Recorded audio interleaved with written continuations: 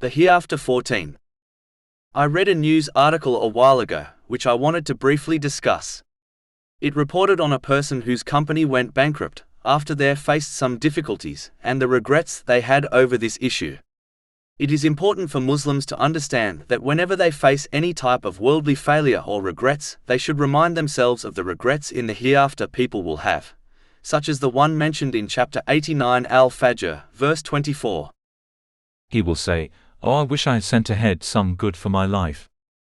In this world, one's regret will always be followed by another chance or other options which they can pursue in order to gain success once again. But the regret and failure of the hereafter is something which cannot be rectified, meaning there are no second chances in the next world. No one will have the opportunity to return to earth in order to act differently.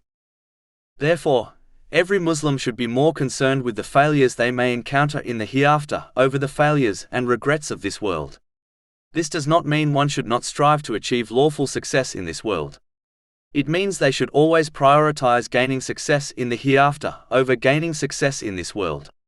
This is an important mentality Muslims should adopt before they reach a day where reflecting on their failures and regrets will not help them in the slightest. Chapter 89 Al-Fajr, verse 23. And brought within view that day is hell. That day man will remember, but what good to him will be the remembrance?